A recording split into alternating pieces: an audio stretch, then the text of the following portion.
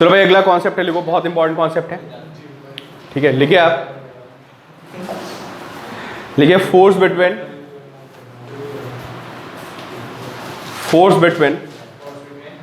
A point mass and spherical body. जिसकी वजह force, point mass and spherical body. Spherical body दो तरह की होती हैं, इनफैक्ट तीन तरह की हो सकती है, बट अभी हम दो पे कंसिडर करेंगे, हॉलो या फिर सॉलिड। तो पहले देखते हैं हॉलो स्फीयर। लिखिए आप, हॉलो स्फीयर। यार इंटीग्रेट नहीं करेंगे, थोड़ा मुश्किल हो जाएगा, डायरेक्टली रिजल्ट देखेंगे।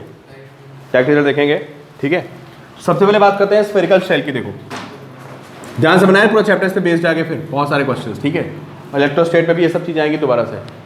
तो ये हमारी क्या होगा, स्फेरिकल शेल। ठीक है, इसका मास कितना है, m, रेडियस r। समझिए आप, मास is m and radius is r। ठीक है, मैंने एक पॉइंट मास को बाहर रख दिया, this point mass is outside. ठीक है, अब ये कैसी बॉडी है, स्फेरिकल शेल जो है ये कॉन्टिन्यूअस बॉडी है, not a point mass. Clear?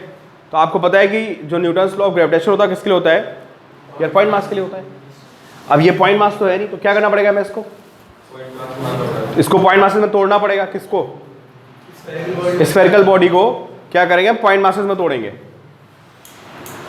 फिर क्या निकालेंगे, सिर्फ फोर्स निकालेंगे। उस पूरी प्रोसेस को हम बाईपास कर देंगे। बहुत सारी मैथ्स इन्वॉल्व है, बट कर सकते हैं। जो हमने 12th की मैथ्स होती है उसके बेसिस पे वी कैन डिराइव, बट हमें डिराइव नहीं करना है। ठीक है, देखो रिजल्ट देखना है। रिजल्ट ये आता है कि if point mass is outside spherical body, then इसका सारा मास हम कहाँ एज्यूम कर लेंगे, ये लाइन पहले बताई थी आपको। ठीक है, तो जो फोर्स आएगा वो कितना आएगा, Gmm/r²। समझे, नोट कर लो आप। If point is outside the spherical body, if point mass is outside the spherical body, then spherical body can be treated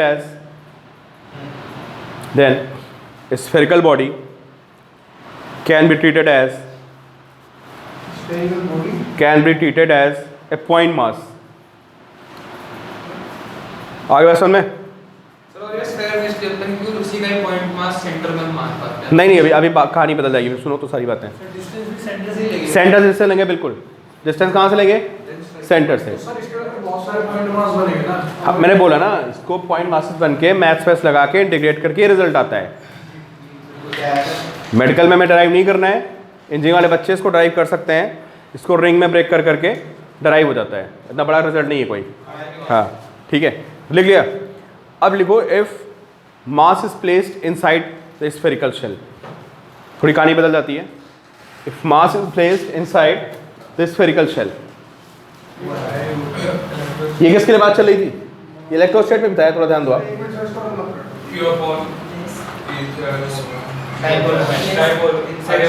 spherical shell के अंदर एक चार्ज पे फोर्स 0 होता था। बोर्ड में बहुत ज़्यादा पूछता था, याद करो आप, कि स्फेरिकल शेल के अंदर फोर्स नहीं आता है ना। शेल थ्योरम बोलते थे इसको, मैं उसी की बात करने वाला हूँ ग्रेविटेशन में। अब देखो भाई, सुनो और फिर समझो, एक रिजल्ट तो आपको दिख जाएगा, अगला ज़्यादा मैथमेटिक्स इन्वॉल्व है। सुनो, चलो भाई आप लोग आंसर दो मुझे। क्या लिखा आपने, if mass is placed inside the spherical shell. चलो, मैंने मास को सेंटर में प्लेस कर दिया, this mass is m and mass of spherical shell is capital M। तो अब आप लोग मुझे बताओ थोड़ा फील करके, इस पर कितना फोर्स आएगा, 0 आएगा। क्यों 0 आएगा, जस्टिफाई कर सकते हो? नहीं, ये लॉजिक नहीं हुआ। लॉजिक नहीं सोचो, फॉर्मूला नहीं, फॉर्मूला तो लगेगा नहीं, वो फॉर्मूला फेल हो गया यहाँ पे। जो हमने पढ़ा था ना, वो फॉर्मूला कब लगता है, सिर्फ बाहर हो।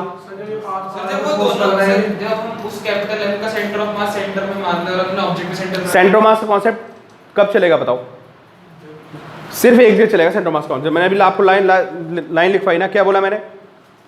अगर एक स्फेरिकल बॉडी, सुन लो भाई सब लोग ध्यान से, अगर एक स्फेरिकल बॉडी है और उसके बाहर कोई पॉइंट मास रखा है, तभी आप सेंटर मास का कॉन्सेप्ट लगाओगे कि स्फीयर का सारा मास कहाँ पे, सेंटर। उसके अलावा कभी नहीं लगाओगे आप, और लगाओगे क्योंकि वो प्रूफ होके आता है एक्चुअली।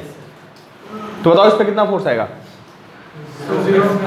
जीरो मतलब कैसे आएगा? मतलब फोर्स जो है उसका अपनी तरफ खींच रही, तो ये तो पहले से इसकी तरफ है, तो फोर्स जीरो जाएगा। सर बॉडी ब्रेक नहीं होएगी ना, मतलब अगर नहीं नहीं नहीं यार, एक मास यहाँ ले लो स्फीयर पे, स्फीयर पे एक छोटा सा मास मैंने यहाँ ले लिया, बताओ इसका फोर्स कितना आएगा? इस पे इधर आएगा, अट्रैक्ट करेगा। तो इसके जो अपोजिट वाला मास स्फेरिकल शेल पे यहाँ होगा, वो क्या करेगा? कैसे? समझ गए? अब बात समझ आ गई? तो अगर मैं स्फेरिकल शेल पे कहीं भी छोटा सा मास ले लूँ, तो जो उसके अपोजिट बैठा है वो क्या कर रहा होगा? उसे कैंसिल कर रहा होगा। समझ गए? इस मास पे किसी भी पोर्शन से जितना फोर्स आएगा, जो उसके अपोजिट पोर्शन होगा उससे कैसे, डायमेट्रिकली अपोजिट पूरा क्या कर देगा? बताओ, सब एक दूसरे को क्या कर देंगे? कैंसिल कर देंगे। आगे बात समझने, इसलिए फोर्स क्या होता है? जीरो होता है। क्लियर? लेकिन अगर मैं इस मास को थोड़ा सा इधर रख दूं, अभी सेंटर पे था ना, अब मैं मास को यहां रख दूं इस जगह, अब बताओ क्या होगा? किधर जाएगा मास? अब जितने एलिमेंट है सारे फोर्स लगाएंगे इस पे। क्यों? सर क्योंकि एक तो अगर हम फॉर्मूला वाइज देखें तो सर डिस्टेंस वो ज़्यादा है। कौन? ये डिस्टेंस ज़्यादा है इधर से, ये डिस्टेंस इधर से कम है, तो क्या होगा भाई? तुम कैसे सोचोगे? कैसे? स्फेरिकल शेल मत सोचो, स्फेरिकल शेल नहीं, क्या है वो बहुत सारे मासेस रखे हैं पूरे स्फेरिकल शेल पे, छोटे छोटे क्या रखे हैं? मास रखे हैं।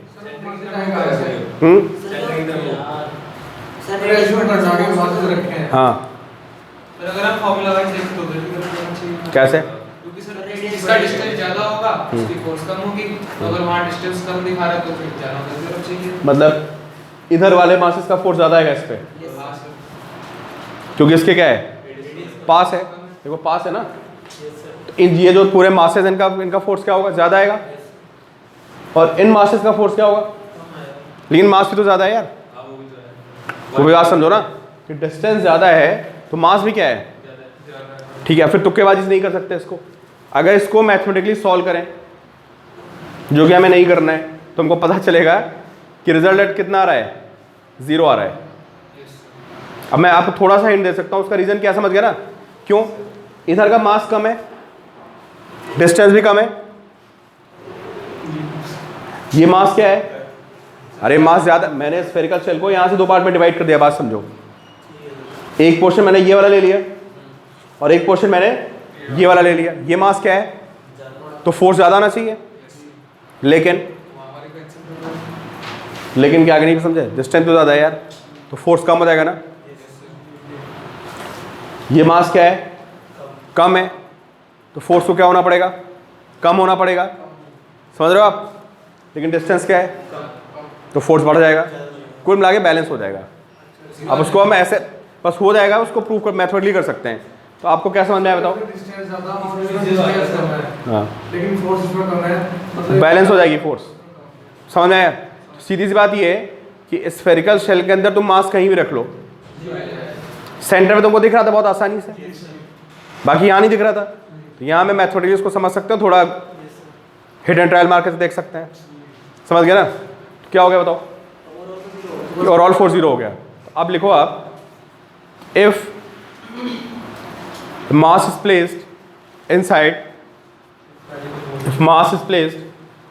inside the spherical shell, net force on it will be zero। क्या बात समझ में आ रही है? Net force on it will be zero. इसको हम बोलते हैं shell theorem. This is called shell theorem. हर बात समझ में आ गई? ठीक है। अब ये तुम अगर कहोगे सर इसको प्रूफ करो, तो कोई बहुत मैथमेटिक्स नहीं लगती है, इंजीनियरिंग वाले बच्चे प्रूफ कर लेते हैं इसको, समझे? लेकिन हमें मेडिकल के हिसाब से देखना नहीं, तो बस हमें समझ लेना उसको। वो रिंग्स में ब्रेक कर लेते हैं इसको, ऐसे सर रिंग्स, इधर की रिंग्स का फोर्स लगाते हैं, इधर रिंग का तो बराबर आता है, लिमिट लगा कैंसिल हो जाएगा लिमिट लगा के।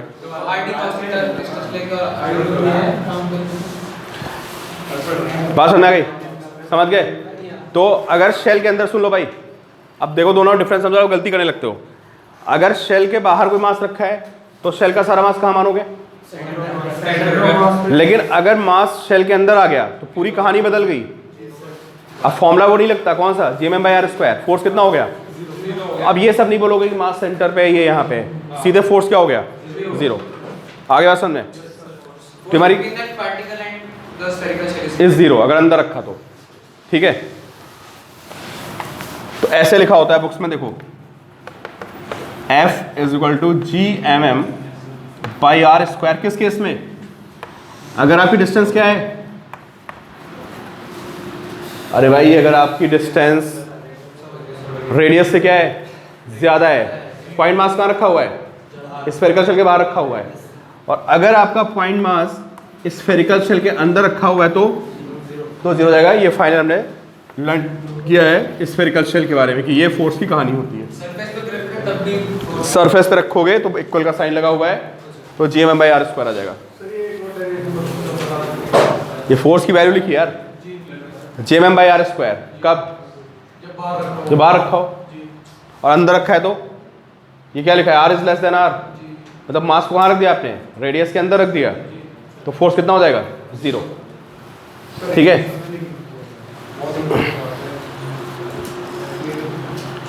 अब ये सब 12th में भी आता है, वहाँ पे शेल थ्योरम होती है, समझे? अब वहाँ डायरेक्टली बता देंगे अब आपको, इतना लंबा डिस्कशन नहीं चलेगा। बोलेंगे देखो ग्रेविटेशन में पढ़ा था, देख लो चार्ज है, समझे? वहाँ डायरेक्टली बताया जाएगा कि इस चार्ज बॉडी है, ग्रेविटेशन, उसमें भी आएंगे ना सारे कॉन्सेप्ट्स, किसमें? इलेक्ट्रोस्टैट्स में भी आएंगे सारे कॉन्सेप्ट्स। कोटाग्राम में तो इलेक्ट्रोस्टैट्स ग्रेविटेशन पढ़ाते नहीं है, वो इलेक्ट्रोस्टैट के साथ पढ़ा देते हैं ग्रेविटेशन, पहले बाद में नहीं पढ़ाते। जब 12th पढ़ाते हैं ना इलेक्ट्रोस्टैट्स तो पढ़ा देते हैं, बस सैटेलाइट का कॉन्सेप्ट होता है थोड़ा अलग, वो अलग से करा देते हैं। लिख लिया? चलो भाई अब नेक्स्ट लिखो आप। अब हमारा केस 2 आता है, force between a solid sphere and a point mass।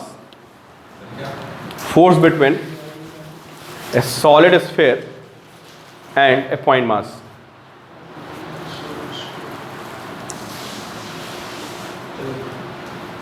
ठीक है, force between and point mass. चलो समझते हैं भाई।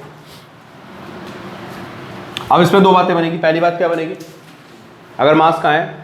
बाहर है, तो लिखिए उसमें if mass is placed outside the spherical body, if mass is placed outside the spherical body, यहाँ में मास प्लेस्ड है, इसका मास m है and radius is r, this is r। ठीक, स्फीयर कैसी बॉडी है? कॉन्टिन्यूअस बॉडी है ना? न्यूटन्स लॉ ऑफ ग्रेविटेशन किसके लिए होता है? पॉइंट मासेस के लिए होता है। तो अगर कोई कहता है भाई इनके बीच में फोर्स निकालो, तो क्या करना पड़ेगा? मैथ लगानी पड़ेगी, इसको इंटीग्रेट करना पड़ेगा, छोटे पार्ट्स में तोड़ना पड़ेगा। ये सब जब कहानी खत्म करोगे आप तो आपको पता चलेगा कि फोर्स का फॉर्मूला सेम आएगा। कितना? ये पूरी मैथ्स लगाने के बाद आएगा, पर डायरेक्टली लिखा है, ये इंटीग्रेट करके फॉर्मूला आएगा। तो इस फॉर्मूले को देख के ऐसा लग रहा है कि अगर हम इसका सारा मास कहाँ पे मान लें तो भी यही फॉर्मूला बनेगा। तो वही कॉन्सेप्ट यहाँ पे चल गया क्या? कि अगर पॉइंट मास बाहर है और आप स्फीयर और पॉइंट मास कितने फोर्स निकाल रहे हैं, तो क्या करेंगे आप? सारा मास कहाँ ट्रीट कर लेंगे? सेंटर पे। तो लिख लो, मतलब ये सीधे नहीं बोल सकते, ये सॉल्व किया हमने, बाई चांस ये ऐसा आ गया। सेंटर मास का कॉन्सेप्ट नहीं लगता है इसमें। आप सेंटर मास को अगर आपने वर्ड यूज कर लिया ना तो तुरंत आपका कॉन्सेप्ट गलत हो गया। सेंटर मास कहीं लगा यहाँ पे, समझे? हमने इसको पूरा मैथमेटिकली सॉल्व किया, फिर जो फॉर्मूला है ये आया, फिर हमने फिगर को देखा, हमने कहा अच्छा इस फॉर्मूले से तो ऐसा लग रहा है कि हम स्फीयर की जगह क्या मान सकते हैं? कहाँ पे? सेंटर पे। ये बोलोगे आप, सेंटर मास वर्ड यूज नहीं करोगे क्योंकि सेंटर मास का कॉन्सेप्ट यूज ही नहीं हुआ है। पहले हमने ऑब्जर्वेशन निकाली, फिर हमें लगा, ऑब्जर्वेशन निकाली, फिर हमें लगा, तो हमने बोला कि सेंटर मास वाला है। बात समझे ना? 2 डिफरेंट बातें हैं। क्लियर? फोर्स आ गया। अब इसमें अंदर वाली कहानी इंपॉर्टेंट है। लिखो if mass is placed sir अंदर किस तरफ लेते हैं? इसके अंदर रख दिया ना एक लाके। सर सॉलिड के अंदर अरे यार इसके अंदर कोई चीज़ रख दो ले जाके यार, गड्ढा खोद के।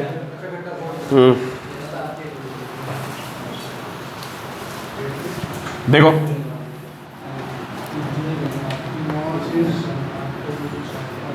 देखो भाई, समझो यहाँ पे मैंने स्मॉल एम यहाँ रख दिया, बात समझिए। स्मॉल एम कहाँ रखा है? इनसाइड रखा है, ठीक है। एट डिस्टेंस स्मॉल आर, यहाँ से स्मॉल आर पे मैंने इसको रख दिया। अब भाई ध्यान सुनो तुम लोग, ये इसका आगे कई जगह यूज होगा। एक तो एक्सेलेरेशन ड्यू टू ग्रेविटी पढ़ोगे, याद आओ ना कि हाइट पे जाने पे ग्रेविटी कम हो जाती थी, अंदर में ग्रेविटी चेंज होती थी, उन सब में इस कॉन्सेप्ट का यूज होगा। फिर अभी आप पढ़ोगे ग्रेविटेशनल फील्ड, जैसे इलेक्ट्रोस्टैटिक में फील्ड होती है ना, इलेक्ट्रिक फील्ड, वैसे ग्रेविटेशनल फील्ड होती थी। वहाँ पे इन फॉर्मुलों का सारों का कॉन्सेप्चुअली इनको यूज़ करना पड़ेगा आपको, तो प्लीज़ ढंग से समझना। देखो ये मास रखा हुआ है यहाँ पे स्मॉल एम, इस पूरे स्फीयर का मास एम ले लेते हैं। Mass of sphere is M and radius is capital R, ठीक है। मास कहाँ पे रखा है? आर पे। इस पे क्या निकालना है हमें? फोर्स निकालनी है। अब देखो समझो, यहां से क्या करेंगे, यहां से एक ऐसा लाइन बनाएंगे, समझे, और इस पूरे स्फीयर को हम दो पार्ट में डिवाइड कर देंगे। किस पे बताओ? एक अंदर की कोर, अंदर वाले को क्या बोलेंगे? Inner core. ये जो निकल के आया है, मतलब जस्ट इमेजिन किया है हमने, ये क्या है? दिस इज इनर कोर, और ये क्या है? ये हो गया आउटर शेल। बात समझ आ रही? मैंने एज्यूम कर लिया, कहाँ से? जहाँ पे मास रखा हुआ था वहीं से हमने उसको दो पार्ट में क्या कर दिया? डिवाइड कर दिया। ये तो ग्रीन बन जाएगा, अभी इसको निकाल दें तो ग्रीन बन जाएगा। डिस्टेंस होगा सर। योगेश क्या बता रहे हो? फिर वो कह रहे हैं कि डिस्टेंस जो दोनों के बीच डिस्टेंस आएगा ना, वो आएगा अंडर रूट ऑफ आर। अरे तो स्मॉल आर पे रखा है ना, क्या कह रहे हो? अरे स्मॉल कॉम्प्लिकेट मत करो, स्मॉल आर पे एक वो रखा है, क्या मास रखा है। जहाँ से मास रखा था वहाँ से हमने उसको दो पार्ट में डिवाइड कर दिया। किसमें? अरे रहेगा तो हमने डिवाइड किया, मतलब इमेजिन कर रहे हैं ना सिस्टम, तो तोड़ के अलग कर दिया उसको। ये क्या है? इतने पोर्शन क्या है? मतलब हमने एक तरह से उस सॉलिड स्फीयर को दो पार्ट का बना हुआ मान लिया। किसका? इनर कोर और आउटर शेल। अब ये बताओ, इस पे आउटर शेल का कितना फोर्स आएगा? इनर को माइनस करते हैं। ये जो शेल है, इस शेल का इसके ऊपर कितना फोर्स आएगा? टोटल माइनस जो इनर वाला है। हाँ, मैंने पूछा क्या? सुनो तो आप सब लोग आंसर दो। ये शेल है, ये मास कहाँ है? इसके अंदर है। मैं पूछ रहा हूँ इस शेल का इसके ऊपर कितना फोर्स आएगा? जीरो आएगा ना। अभी तो पढ़ रहे थे इतनी लंबी कहानी, अभी तुम्हारी कहानी खत्म की है। क्या कहानी खत्म की है? कि अगर शेल के अंदर कोई मास रखा हुआ है तो उस पर फोर्स कितना होता है? जीरो होता है। अरे अभी तो पढ़ाया यार, अभी तो 15 मिनट का डिस्कशन यही तो चल रहा था।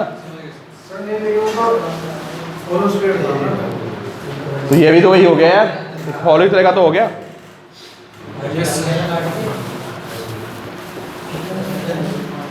ये शेल है ना, इसको देखो ना, इसके अंदर ही रखा हुआ है, तो फोर्स कितना आ गया? इस पर जीरो आ गया। वही तो बता रहा हूँ। लेकिन सर ये उसको हमने काट डाला था, ये वाला जो पॉइंट मारता है ये तो उसकी काट दी गई है। नहीं भाई, इमेजिन कर रहे हैं यार, निकल थोड़े ना गया। पॉइंट मास तो वही रखा हुआ है ना, पॉइंट मास थोड़ा बाहर निकाल दिया, पॉइंट मास वही रखा हुआ है। तो लिख लो आप, force on point mass due to outer shell is zero. Force on mass m, बहुत सारे क्वेश्चन है इस पे, समझ लो आप। कॉन्सेप्ट समझ नहीं आया तो बहुत गड़बड़ हो जाएगी। Due to outer shell is zero है, जीरो नहीं है बताओ, ठीक है। तो अब बताओ इस पे जो फोर्स आएगा किसकी वजह से आएगा? बस इनर कोर का फोर्स आएगा। समझ गए आकाश? बात समझ में आई? ये तो फोर्स आएगा किसका आएगा? सिर्फ और सिर्फ इनर कोर का फोर्स आएगा। आउटर का फोर्स कितना रहेगा? जीरो। समझे? तो अब देखो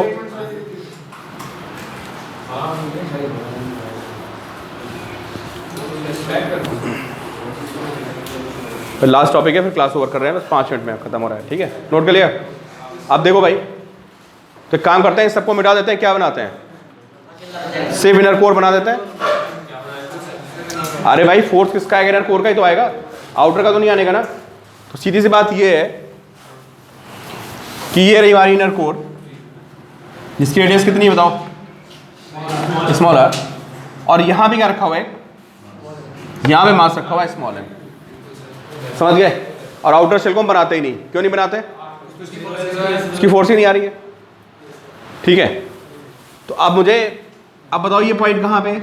इसके बाहर है, क्या फॉर्मूला चलेगा? G M dash into M upon R square. पता समझ आ रही बात? सर इसका m डैश मान लेना है। हाँ, डैश कोर का कोर का मास कितना हो गया? M dash. अच्छा ये पॉइंट कहाँ है? कोर के बाहर है। और जब बाहर होता तो मास कहाँ मानते हैं सारा? तो G M dash M by R square, ये फोर्स का फॉर्मूला गया। क्लियर? अब हमको तो एम डैश दिया नहीं उसने। सेंटर पे इसकी सर दूरी ना है। तो एम डैश से सेंटर का होगा। हाँ, एम डैश किसका मास है? कोर का। एम किसका मास था? कैपिटल एम किसका मास था?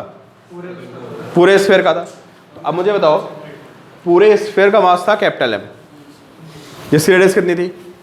कैपिटल आर, ठीक है? इसकी रेडियस कितनी है? तो इसका कैसे निकालोगे आप?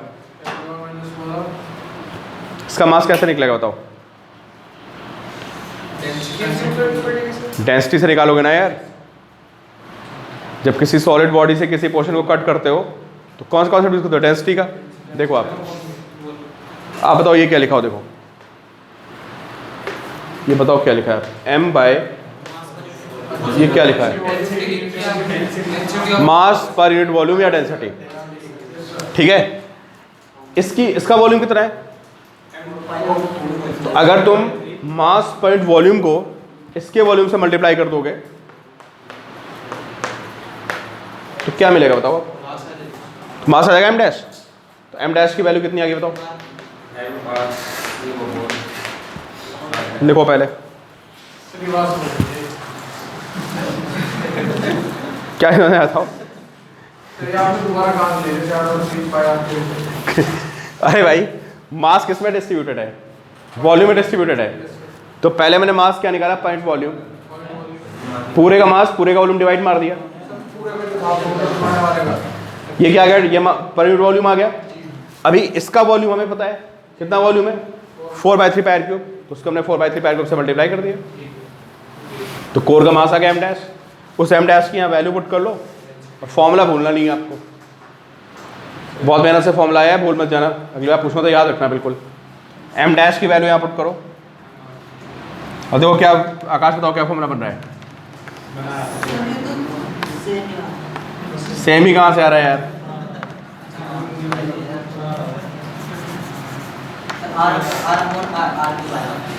याद कर लो फॉर्मूला, भूलना नहीं बिल्कुल। सीधे फॉर्मूला पूछेगा नीट में तो सर किस तरह पूछेगा फॉर्मूला? सर फॉर्मूला ही पूछ रहा है बस। अरे भाई आते हैं ऐसे क्वेश्चन, नीट में डायमेंशंस पूछ लेता है, यूनिट्स पूछता है, पता है? ऐसे तो क्वेश्चन आते हैं आसान से, समझे? पिछले साल भी 2-3 फॉर्मूले पूछे उसने। नीट में हर साल 2 फॉर्मूले पूछता है। जो थोड़े खतरनाक वाले क्वेश्चन नहीं होते हैं उनके फॉर्मूले पूछ लेता है। इसलिए आपको बेसिक लेवल से लेके हाई लेवल तक सब आना चाहिए। हाई लेवल पढ़ोगे बेसिक लेवल का क्वेश्चन नहीं होगा और कट ऑफ जाएगी बहुत ज़्यादा इस बार, समझे? 4 महीने मिल गए हैं, से दबा के पढ़ लो। 4 महीने बचे ना यार, अप्रैल मई जून जुलाई, 1 अगस्त को, पहले अगस्त को डेट है ना, है ना? ठीक है, चलो भाई फॉर्मूला देखना, इसके आगे ग्राफ आप कल देखते हैं फिर।